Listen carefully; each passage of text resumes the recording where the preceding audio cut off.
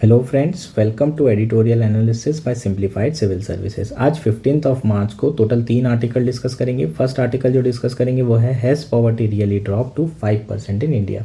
Recently NITI Aayog के जो CEO हैं उन्होंने क्लेम किया है कि जो पॉवर्टी है वो 5% तक पहुंच चुकी है according to recent data findings of household consumption expenditure survey 22-23। तो इसी को हम क्रिटिकली एनालाइज करेंगे, क्या एक्चुअल में ये चीज़ें हुई हैं। पॉजिटिव और नेगेटिव दोनों आर्गूमेंट पे बात करेंगे।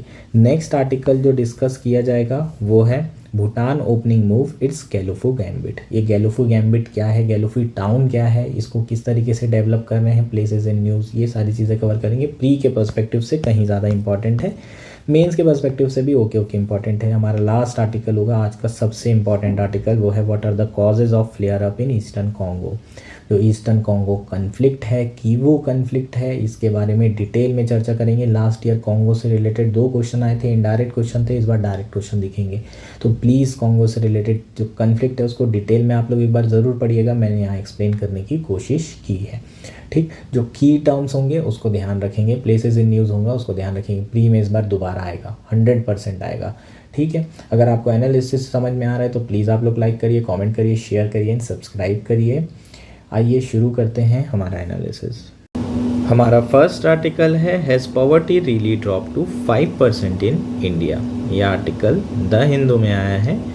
GS3 इकॉनमी मेंस के पर्सपेक्टिव से बहुत इम्पॉर्टेंट है। प्रीलिम्स के पर्सपेक्टिव से इतना इम्पॉर्टेंट नहीं है, लेकिन मेंस के पर्सपेक्टिव से हाईली इम्पॉर्टेंट है। आपको डायरेक्टली क्वेश्चन पूछा जा सकता है, जो पॉवर्टी क्लेम की जा रही है कि 5% से कम हो गई है, उसका क्रिटिकल एनालिसिस करिए। आपको पॉजिटिव और नेगेटिव आर्गूमेंट्स देने होंगे। तो बेसिकली ये आर्गूमेंट आपको इसी आर्टिकल में मिल जाएंगे। इसके अलावा आप जो डेटा दिया हुआ है उसको अपने आंसर में लिख सकते हैं, अपने आर्गूमेंट को बैक करने के लिए इस डेटा को यूज़ कर सकते हैं। तो बेसिकली ये आर्टिकल बहुत इंपॉर्टेंट है मेंस के पर्सपेक्टिव से। आर्टिकल जो आया है क्वेश्चन आंसर फॉर्म में आया है। 2 ऐसे इकोनॉमिस्ट हैं जिनका यहाँ पर ओपिनियन लिया गया है। पहले इकोनॉमिस्ट हैं सुरजीत भल्ला जी, जो कि फॉर्मर मेंबर रह चुके हैं prime minister economic advisory council के ड्यूरिंग द NDA 1। मतलब प्राइम मिनिस्टर मोदी का जो फर्स्ट टर्म था उस समय ये मेंबर हुआ करते थे। और दूसरा जो ओपिनियन लिया गया है वो जयंती घोष के द्वारा लिया गया है, इनसे लिया गया है। ये एक इकोनॉमिस्ट हैं और इनका ओपिनियन भी इस आर्टिकल में हमें देखने को मिलेगा। ठीक, जो डेटा आया है वो कहाँ से आया, where this data came from, इसको समझना पड़ेगा। ये 5% डेटा कौन क्लेम कर रहा है, नीति आयोग के एक मेंबर हैं BVR सुब्रमण्यम। उन्होंने रिसेंटली क्लेम किया है कि 5% से कम इंडियंस अब पॉवर्टी लाइन के अंदर आते हैं, मतलब पॉवर्टी में जी रहे हैं, पॉवर्टी में रह रहे हैं। केवल 5% से कम इंडियंस की यहाँ पर बात की जा रही है। और जो नंबर आया है वो क्लेम किसके हिसाब से किया है, जो रीसेंट फाइंडिंग्स है हाउस होल्ड कंजम्पशन एक्सपेंडिचर सर्वे 2022-23। ये सर्वे ऑलमोस्ट 10 साल बाद रिलीज़ किया गया है। लास्ट 2012-13 का सर्वे था। 2017-18 का सर्वे सरकार ने जो है डिस्कार्ड कर दिया था due to its poor quality और सम पॉलिटिकल रीजंस। लेकिन ये फाइनली 10 साल बाद सर्वे आया है और उसके हिसाब से जो क्लेम किया जा रहा है कि जो पॉवर्टी है वो 5% के आसपास पहुंच चुकी है। ऐसा क्लेम क्यों किया जा रहा है, क्योंकि जो एवरेज कंजम्पशन एक्सपेंडिचर है in the bottom of 5% of Indian population, वो अगर हम देखें तो वो सिमिलर है पॉवर्टी लाइन इन इंडिया। इसका मतलब जो 5% पॉपुलेशन है उसका जो कंजम्पशन है वो किसके बराबर है, जो पॉवर्टी लाइन इंडिया में सेट की गई है। फॉर एग्ज़ाम्पल अगर समझें कि एक पर्सन 1500 रुपये या फिर एक फैमिली 7500, अगर 5 मेंबर हैं, इतना अगर महीने का खर्चा कर रही है तो फिर इस केस में वो पॉवर्टी लाइन के बाहर है। अगर हम देखें जो कंजम्पशन एक्सपेंडिचर सर्वे आया है उसके हिसाब से केवल ऐसी 5% पॉपुलेशन है जो पर पर्सन या फिर पर फैमिली की बात करें तो 1500 या 7500 रुपये से कम खर्चा एक्सपेंडिचर कर रही है। और इसी के हिसाब से जो नीति आयोग के मेंबर हैं उन्होंने ये जो नंबर है उसको क्लेम किया है कि पॉवर्टी 5% के आसपास हो चुकी है। अब इसी क्लेम के ऊपर अलग अलग जो है ओपिनियन लिए गए हैं हमारे दोनों इकोनॉमिस्ट से और क्वेश्चन आंसर फॉर्म में दिए हुए हैं। तो फर्स्ट क्वेश्चन क्या है पहले ये समझते हैं। claim is that less than 5% live below the poverty line. Can you explain how the poverty line is defined in India? Does the poverty line need to be raised? जो first opinion है वो सुरजीत भल्ला जी का है। उन्होंने कहा है यहाँ पर हम लोग चेंज इन पॉवर्टी लेवल की बात कर रहे हैं। 2011-12 में जो पॉवर्टी लेवल था, सिमिलर पॉवर्टी लाइन के हिसाब से अगर देखें जो हम लोगों ने बना रखी है, तो वो 12% के आसपास था। और अभी के हिसाब से अगर हम सेम पॉवर्टी लाइन यूज़ करते हैं तो केवल 2% ऐसे लोग हैं जो कि पॉवर्टी के अंदर आ रहे हैं, अकॉर्डिंग टू सुरजीत भल्ला जी, है ना। उनके हिसाब से जो पॉवर्टी लाइन हम लोग 2011-12 में यूज़ कर रहे थे वो कौन सी थी? Tendulkar poverty line. Suresh Tendulkar committee 2005 में बनाई गई थी और उनने रिपोर्ट 2009 में दी थी। उसके हिसाब से उन्होंने एक पॉवर्टी लाइन जो है बनाई थी, कंसेप्चुलाइज की थी पॉवर्टी एस्टिमेट करने के लिए। और उसके हिसाब से जो नंबर आया था, अगर आप 816 रुपये पर पर्सन पर मंथ अगर खर्चा कर रहे हैं रूरल एरिया में, और 1000 रुपये पर पर्सन पर मंथ अगर खर्चा कर रहा है अर्बन एरिया में, तो वो पॉवर्टी लाइन के ऊपर है। अगर इससे कम खर्चा कर रहे हैं, इससे कम एक्सपेंडिचर कर रहे हैं, तो वो पॉवर्टी के अंदर आएंगे। अगर हम इसे इन्फ्लेशन से एडजस्ट करें, चूँकि डेटा जो है 2004-05 के रेफरेंस ईयर से है, 2004-05 के प्राइसेस के हिसाब से अगर मैं इतना सारे साल का जो इन्फ्लेशन है उसको एडजस्ट करूं, तो नंबर कितना आएगा आज के समय में? 1500 रुपये इन रूरल एरियाज़ एंड 1800 रुपये in urban area.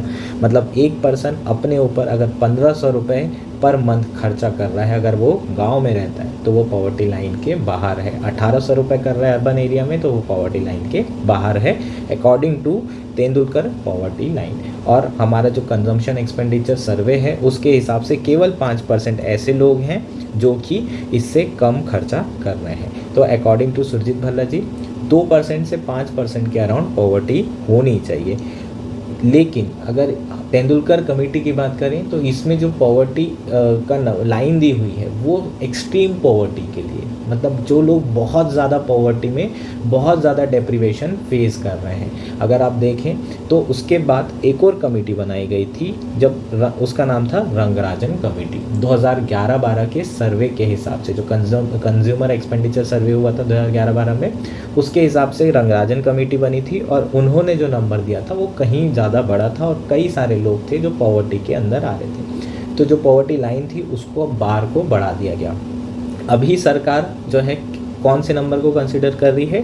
Tendulkar poverty line को कंसीडर कर रही है, क्योंकि सरकार का कहना है कि हमारा फोकस है जो एक्सट्रीम पॉवर्टी में है उनको पहले बाहर निकालना। उसके बाद जैसे जैसे ये लोग बाहर आ जाएंगे उसके बाद हो सकता है कि सरकार पॉवर्टी लेवल बढ़ा दे।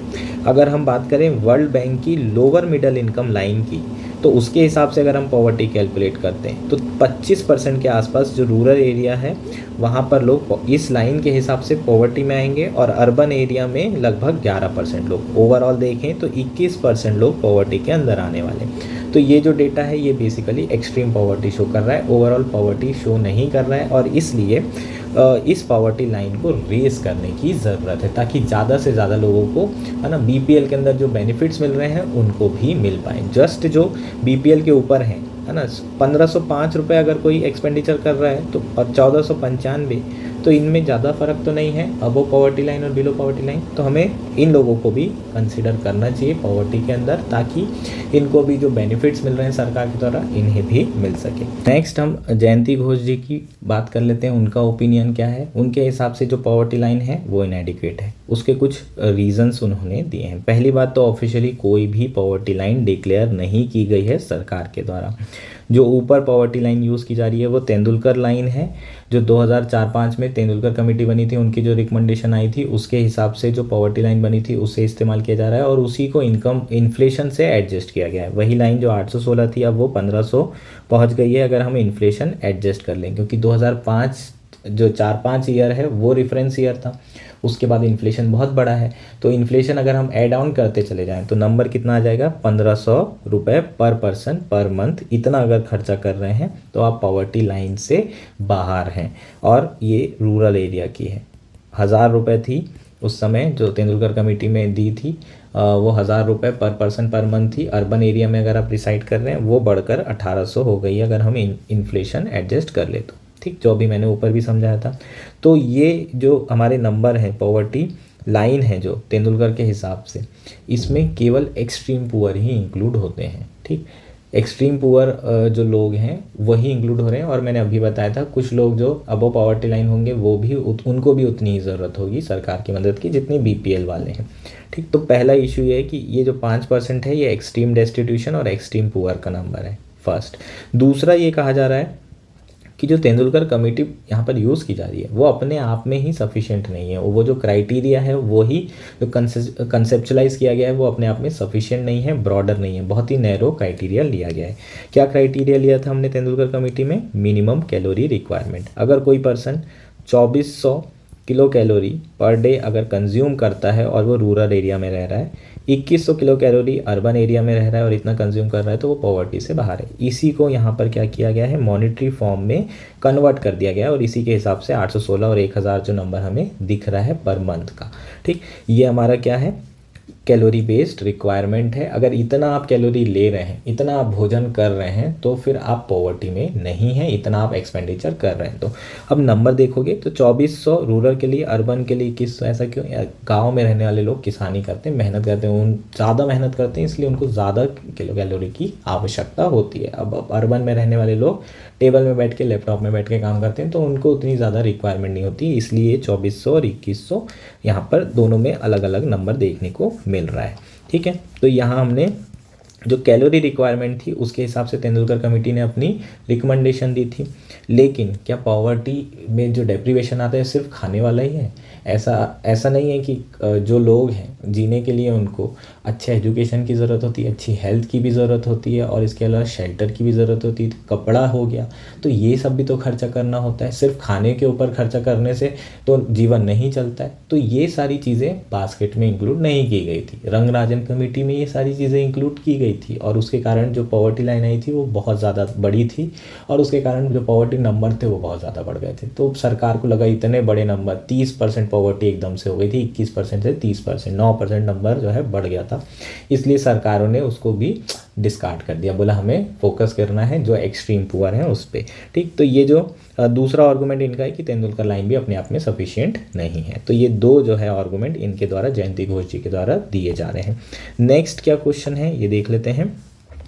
The survey says consumption expenditure has gone up about 2.5 times since 2011-12, but critics says income has not risen in tandem to collaborate this scheme. What explains the gap? यहाँ पर जो सर्वे है वो क्या कह रहा है कि जो कंजम्पशन एक्सपेंडिचर है वो 2.5 टाइम्स बढ़ गया है।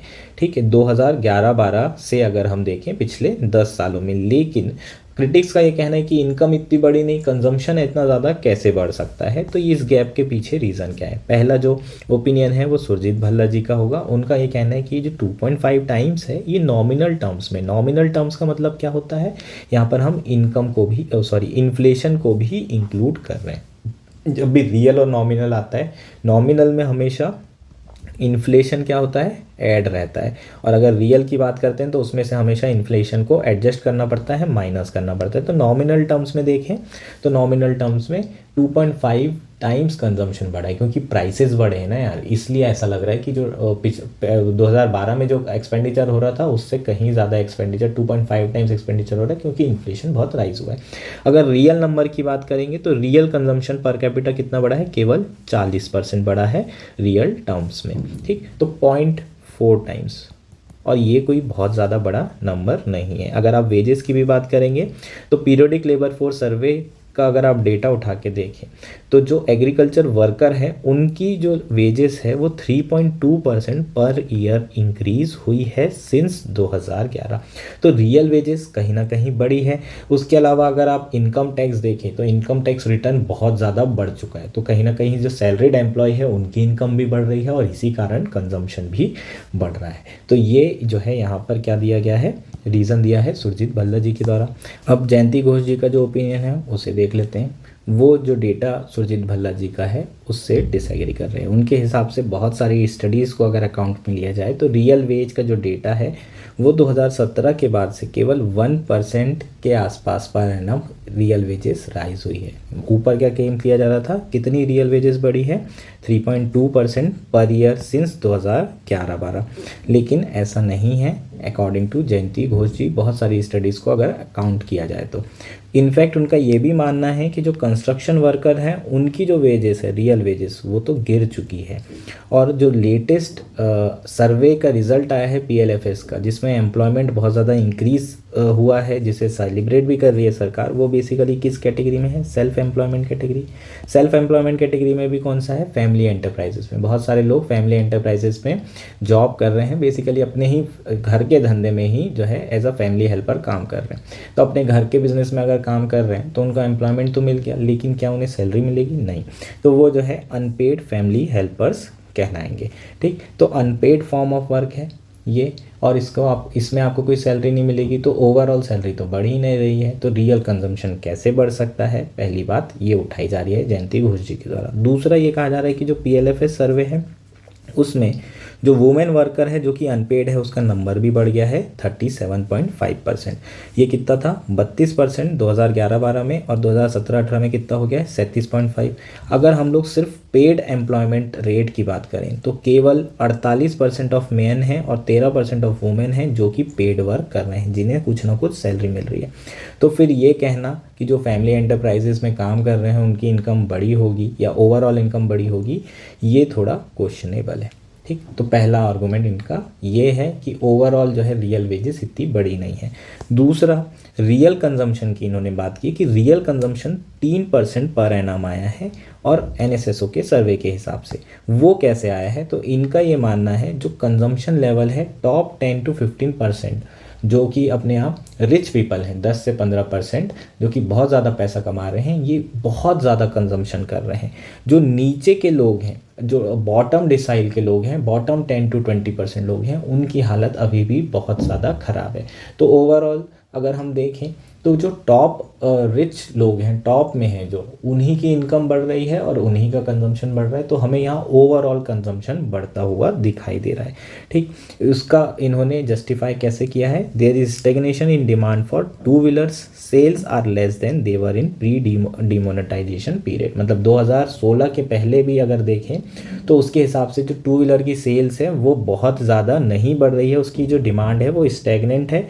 और इसके अलावा जो मास कंजम्पशन है वो भी बढ़ता हुआ नहीं दिख रहा है। फास्ट मूविंग कंज्यूमर गुड की जो डिमांड है वो हार्डली इंक्रीज हुई है। इसलिए हम ये बोल सकते हैं कि ओवरऑल जो कंजम्पशन है पूरे लोगों का, पूरे 135-140 करोड़ लोगों का, वो हमें देखने को नहीं मिल रहा है। जो ग्रोथ अभी बढ़ रही है वो भी किससे ड्रिवन है? कैपिटल एक्सपेंडिचर से, और वो भी लार्जली पब्लिक कैपिटल एक्सपेंडिचर। जो सरकार कैपिटल एक्सपेंडिचर कर रही है, कैपेक्स बढ़ा रही है, उसके कारण ये ग्रोथ डेटा हमें देखने को मिल रहा है। प्राइवेट इन्वेस्टमेंट अभी भी रिवाइव नहीं हुआ है, जो कि ये हाईलाइट कर रहा है कि जो कंजम्पशन डिमांड है, जो मास कंजम्पशन डिमांड है, वो आज भी स्टैग्नेंट है। नेक्स्ट क्वेश्चन है, what do you have to say in response to the argument made by critics about the unreliability of government data?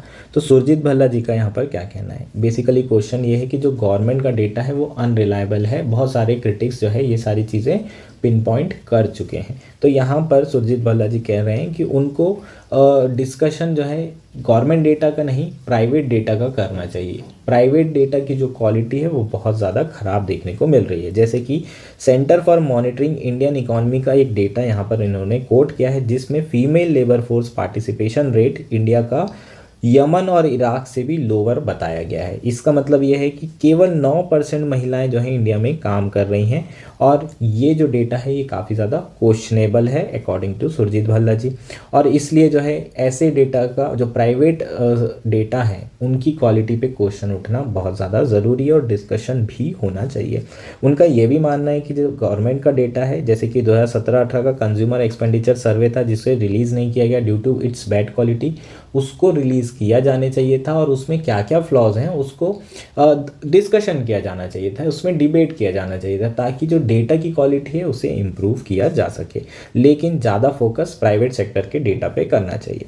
और जयंती घोष जी हैं, उनका बिल्कुल इस बार भी वो सुरजीत भल्ला जी से सहमत नहीं है। उनका ये मानना है कि जो डेटा है वो बहुत ज़्यादा पॉलिटिसाइज हो चुका है। इंडिपेंडेंस के बाद से पहली बार इतना ज़्यादा डेटा को पॉलिटिसाइज किया जा रहा है। उसके उन्होंने कुछ एग्जांपल्स भी दिए हैं, कुछ ऐसे इंसिडेंट हैं जो उन्होंने कोट किया है, जैसे कि जो कंज्यूमर एक्सपेंडिचर सर्वे है उसे स्क्रैप कर दिया गया because of its poor quality, और उसमें कुछ जो नंबर आए थे है ना, वो सरकार के फेवर में नहीं थे। इसलिए बहुत सारे लोगों का कहना ये भी है कि इसलिए सरकार ने उसको तुरंत स्क्रैप कर दिया। तो ये सारी चीज़ें रिलीज़ करनी चाहिए थी और देखना चाहिए था कि क्या गलत है। दूसरा, अगर हम देखें PLFS का जो डेटा था उसे भी रिलीज़ नहीं किया गया जब तक कि इलेक्शन नहीं हो गए। तो सरकार जो है इस तरीके की चीज़ें कर रही है। लास्ट ईयर अगर देखें, जो हेड ऑफ द एजेंसी हैं international institute of population science, जिनने गाइडेंस प्रोवाइड किया था नेशनली फैमिली हेल्थ सर्वे के ऊपर, उन पे भी बहुत ज़्यादा अटैक किया गया सरकार के द्वारा। क्यों किया गया? क्योंकि जो NHFS का 5 का जो डेटा आया था उसके हिसाब से जो रिजल्ट आए थे उसमें 100% ओपन डेफिकेशन फ्री नहीं हुआ था, और सरकार का जो क्लेम है वो 100% था। तो डेटा जो है थोड़ा अदरवाइज कह रहा था, इसलिए जो है सरकार के द्वारा उन जो चेयरमैन थे उन पे अटैक किया गया। इसके अलावा बहुत सारी ऐसी ऑडिट रिपोर्ट है जैसे कि क्लीन गंगा मिशन, ये भी सप्रेस की गई है। सेंसस अभी तक नहीं हुआ है, 2011-12 में होना था, लेकिन अभी 25 ऑलमोस्ट 24-25 आ चुका है और अभी तक के 4 साल हो गए हैं, अभी तक के सेंसस के बारे में प्रोसेस ही स्टार्ट नहीं हुई है, कुछ कह ही नहीं रहे हैं। और इसके अलावा ऐसी छोटी मोटी बहुत सारी डिटेल्स हैं जो सरकार छुपाती भी रहती है, क्लियरली डोमेन पब्लिक डोमेन में रिलीज़ नहीं कर रही है। इस बार भी जो इकोनॉमिक सर्वे था वो नहीं आया, और जो है सरकार का एक ऐसा इनका कहना है कि सरकार ने जो है अपना बेसिकली जो एजेंडा था उसको इकोनॉमिक रिव्यू में पब्लिश किया है, अपना जो है गुणगान ही किया है उसमें कि हमने 10 साल में क्या अचीव किया। तो ऐसी रिपोर्ट्स जो कि डेटा जो सरकार को रिलीज़ करना चाहिए था वो नहीं किया जा रहा है, और इसलिए इस पे सफिशिएंट डिबेट होनी चाहिए। नेक्स्ट है, Niti Aayog CEO argues that more people are spending on item beyond just basic food stuff like cereal. Isn't this a good sign of economic progress? तो ऑब्वियसली ये गुड साइन है ना। लोग सिर्फ वीट और राइस पे खर्चा नहीं कर रहे हैं, उसके बियॉन्ड खर्चा कर रहे हैं, और वो कब करेंगे? जब उनकी इनकम ऑब्वियसली अच्छी हो जाए। सबसे पहले तो पेट पूजा, उसके बाद बाकी सारा काम दूजा वाला सिस्टम है। तो अगर आपने चावल और अपने वीट ये सारी चीज़ें कंज्यूम कर ली, तब आपके पास पैसे बचते हैं, तभी आप जो है बाकी चीज़ें भी लेते हैं। आप उसके बाद कपड़े लेंगे, उसके बाद आप एजुकेशन में खर्चा करेंगे, उसके बाद आप हेल्थ में खर्चा करेंगे। तो ये सारी चीज़ें क्या है? सेकेंडरी है, सबसे पहले सीरियल है। और अगर इस पे खर्चा जो है लोग कम कर रहे हैं और बाकी चीज़ों में ज़्यादा कर रहे हैं, इसका मतलब ये है कि बियॉन्ड कर रहे हैं, इसका मतलब ये है कि इनकम उनकी अच्छी खासी बड़ी होगी, और ये इकोनॉमिक ग्रोथ है। जयंती घोष जी का क्या कहना है? उनका कहना है कि ये तो सही बात है, लेकिन ये कह रही हैं कि मैकेनाइजेशन बहुत ज़्यादा बढ़ गया है, उसके कारण जो किलो कैलोरी रिक्वायरमेंट है वो उतनी ज़्यादा है नहीं। लोग जो है खा रहे हैं और उन्हें पचाने के लिए वॉक करना पड़ रहा है। मोर बैलेंस डाइट की तरफ लोग मूव कर रहे हैं, मोर न्यूट्रिशन फूड की तरफ लोग मूव कर रहे हैं। लेकिन यूनाइटेड नेशन की एक रिपोर्ट है उसके हिसाब से 74% इंडियन पॉपुलेशन अभी भी अफोर्ड नहीं कर सकती minimum nutritious diet prescribed by the FAO। तो हम लोग अभी भी बहुत पीछे हैं। लोग ज़रूर सीरियल से उठकर बाकी चीज़ों में खर्चा कर रहे हैं, लेकिन अभी भी हम लोग nutritious diet, balance diet afford नहीं कर पा रहे हैं, ऐसा जयंती घोष जी का कहना है। एक और रीज़न यहाँ मुझे जो पर्सनली लग रहा है वो ये भी है कि सरकार जो है अनाज तो ऑलमोस्ट फ्री में बांट रही है, तो जो भी इनकम बच रही है अब वो इनकम उसका जो यूज़ है बाकी चीज़ों में किया जा रहा है। तो हम नहीं कह सकते कि ये इकोनॉमिक प्रोग्रेस कहीं ना कहीं दिख रही है, क्योंकि ऑलरेडी लोगों की इनकम पहले भी हो रही थी, बस अनाज अब फ्री में बढ़ गया है। और ये ज़रूर कहा जा सकता है कि अनाज वाली जो स्कीम है PDS, उसमें बहुत रिफॉर्म हुए हैं और वो टारगेटेड हो गई है। इसके कारण लोगों को अब अनाज मिलने लगा है। पहले इतना डाइवर्जन होता था कि अनाज नहीं मिलता था, लेकिन अब अनाज मिल रहा है, तो लोगों की इनकम जो पहले हो रही थी हो सकता है उतनी ही हो रही हो, और उसके कारण वो सारी बच जा रही हो, इसलिए लोग दूसरी चीज़ों में खर्चा कर रहे हो। तो ये भी एक रीज़न हो सकता है। सुरजीत भल्ला जी का क्या कहना है? उनके हिसाब से जो कैलोरी वाला क्राइटेरिया है उसको तो आप छोड़ ही दीजिए, डिस्कार्ड कर दीजिए। जो इनकम क्राइटेरिया है, एब्सोल्यूट इनकम क्राइटेरिया, उसके हिसाब से ही पॉवर्टी डिफाइन होनी चाहिए। ऐसा क्यों? क्योंकि 1980 के दशक में एक सर्वे हुआ था US में, जिससे में 80% अमेरिकन वुमेन जो है मेल नूरिश्ड आई थी। इसका मतलब जो रिच लोग हैं वो भी मेल नूरिशमेंट का शिकार हैं। तो 80% लोग जो है कैलोरी के क्राइटेरिया से फिर तो पुअर हो जाएंगे, जबकि 1980 के दशक में भी US बहुत ज़्यादा रिच कंट्री थी। तो ये क्राइटेरिया को पूरी तरीके से डिस्कार्ड करने की बात की जा रही है। एब्सोल्यूट इनकम लेवल को ही यहाँ पर हम पॉवर्टी क्राइटेरिया बना सकते हैं अकॉर्डिंग टू सुरजीत भल्ला जी। तो ये बेसिकली हमारा आर्टिकल था। होपफुली ये आर्टिकल आपको क्लियर हो गया होगा। थोड़ा सा कॉम्प्लिकेटेड ज़रूर है, लेकिन अगर कुछ समझ में नहीं आता है तो प्लीज़ आप लोग कमेंट करके पूछ सकते हैं। नेक्स्ट आर्टिकल है Bhutan opening move it's Gelephu gambit. ये आर्टिकल द हिंदू में आया है। GS to IR मीन्स के पर्सपेक्टिव से इम्पॉर्टेंट है, इंडो भूटान रिलेशनशिप के पर्सपेक्टिव से काफ़ी इम्पॉर्टेंट है। प्रीलिम्स 2024 के लिए भी इक्वली इंपॉर्टेंट, इनफैक्ट ज़्यादा इंपॉर्टेंट है। प्लेसेस इन न्यूज़ में आपको पूछा जा सकता है। एक प्री का क्वेश्चन यहाँ पर हम प्रिपेयर करेंगे प्लेसेस इन न्यूज़ से रिलेटेड। शुरू करते हैं आर्टिकल, समझते हैं। आर्टिकल सुहासिनी हैदर ने लिखा है, सुब्रमण्यम स्वामी जी की ये सुपुत्री हैं और बहुत अच्छे आर्टिकल लिखती हैं। जब भी आपको मौका मिले इनका आर्टिकल आए तो ज़रूर पढ़ें। शुरू करते हैं। आर्टिकल में क्या कह रहे हैं, रिसेंटली जो भूटान के प्राइम मिनिस्टर है वो इंडिया आने वाले हैं और उनका जो मेन एजेंडा है टोगबे जी का वो क्या है, गेलफू टाउन। भूटान जो है गेलफू टाउन को डेवलप करने का प्लान कर रहा है as a regional economic hub. और जो प्राइम मिनिस्टर हैं भूटान के, उनकी मेन एजेंडा में यही टाउन के डेवलपमेंट की बात रहने वाली है। इस टाउन को बिल्ड किया जा रहा है as a Gelephu mindfulness city with unique Bhutanese architecture blueprint across 1000 square kilometre as a special administrative zone with separate investor friendly laws. ठीक, तो जैसे अपने यहाँ SEZ है, स्पेशल इकोनॉमिक जोन, उसी तरीके से ये जो है टाउन को डेवलप करने का प्लान किया जा रहा है। अलग special friendly, investor friendly laws होंगे ताकि बाहर से लोग आकर यहाँ पर अपनी कंपनीज खोल सके। बेसिकली भूटान के डेवलपमेंट के लिए ये फाइनली स्टेप ली गई है। अब भूटान की बात करते हैं, थोड़ा सा समझते हैं कि क्यों ज़रूरत पड़ी भूटान को ये स्पेशल जोन डेवलप करने की या इस तरीके की प्लानिंग करने की। भूटान का जो GDP है वो बहुत ज़्यादा नहीं है, हालांकि उनका फोकस अगर हम देखें तो वो नेचुरल इन्वायरमेंट, सस्टेनेबिलिटी और ओवरऑल देखें तो पॉल्यूशन फ्री कंट्री पे ज़्यादा है ना। उनका जो ग्रॉस हैप्पीनेस इंडेक्स है जो कि हम पढ़ते हैं वो भूटान ने ही डेवलप किया है। तो उनके लिए कल्चर, एनवायरनमेंट ये ज़्यादा मैटर करता है, ना कि GDP के नंबर, ना कि GDP की ग्रोथ। ठीक, लेकिन प्रॉब्लम क्या है, जब तक कि ग्रोथ नहीं होगी, जो युवा हैं उनको तो जॉब्स नहीं मिलेगी, तो उनके साथ इशू है। बहुत सारे युवा बाहर नौकरी करने जा रहे हैं, तो ऐसे युवाओं को रोकने के लिए सरकार ने ये प्लान किया है कि इस टाउन को डेवलप किया जाए। इससे एम्प्लॉयमेंट भी बढ़ेगा और थोड़ा ग्रोथ भी बढ़ेगी। लेकिन जो टाउन होगा, चूँकि ये कार्बन न्यूट्रल सिटी है, यहाँ पर कोई भी पॉल्यूटिंग इंडस्ट्री एंटर नहीं कर सकती। यहाँ पर केवल नॉन पॉल्यूटिंग इंडस्ट्री क्या करेगी, अपने कंपनीज खोल सकती हैं, आ सकती है। मेनली IT सेक्टर की होंगी, एजुकेशन, हॉस्पिटल सेक्टर और होटल, इसी तरह की कंपनी यहाँ पर एंटर कर सकती है और अपनी सर्विसेज प्रोवाइड कर सकती है। ठीक, तो अब फोटो देख लेते हैं। बेसिकली जो टाउन है, प्लेसेस इन न्यूज़ है, जब तक कि वो नहीं देखोगे पता कैसे चलेगा। तो ये आपका भूटान हो गया, ये भूटान, ये असम हो गया और गेलफू टाउन ये हो गया। ठीक, तो ये किससे बॉर्डर बना रहा है आपका, असम से। ये डोकलाम है यार, ये डोकलाम याद रखना है। ये डोकलाम ट्राई जंक्शन पे है, कौन कौन सी कंट्री, चाइना, इंडिया और भूटान, ये इसकी लोकेशन है। ठीक, तो ये हमारा लोकेशन हो जाएगी। अब जो सिटी बनाई जा रही है वो किसकी तरह डेवलप की जा रही है, जैसे कि सऊदी अरेबिया की नियोम सिटी है और इंडोनेशिया की नुसांतारा है। तो इस तरह का क्वेश्चन आपको पूछा जा सकता है। फर्स्ट सऊदी अरेबिया, उसके सामने नियोम सिटी लिख दिया, दूसरा इंडोनेशिया नुसांतारा और तीसरा गेलफू भूटान।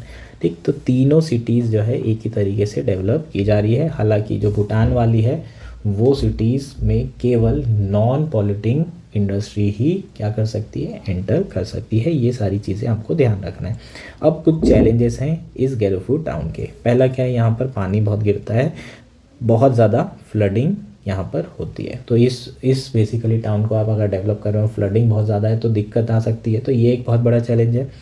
दूसरा, ये जो टाउन है माउंटेनस एरिया में, प्लेन वैली तो है इसलिए इसे चूज़ किया जा रहा है, लेकिन यहाँ पर बहुत ज़्यादा पेड़ पौधे भी हैं और एलिफेंट कॉरिडोर भी है, तो बहुत ज़्यादा जो है डिफॉरेस्टेशन भी करना पड़ेगा। तो जो भूटान की आइडियोलॉजी है एनवायरनमेंट वाली, वो भी थोड़ा सा उस पर भी अफेक्ट पड़ेगा, है ना। तो उससे भी उनको थोड़ा बाहर निकल के ये डेवलपमेंट करना पड़ेगा। थर्ड क्या है, जो इंडियन इंसर्जेंट ग्रुप हैं वो यहाँ पर शेल्टर लेते हैं। बहुत सारे असम के ऐसे इंसर्जेंसी ग्रुप हैं जो कि इसी टाउन में शेल्टरिंग कर रहे थे। 2003 में ऑपरेशन ऑल आउट किया गया था भूटान की गवर्नमेंट द्वारा और इंडिया की आर्मी के द्वारा।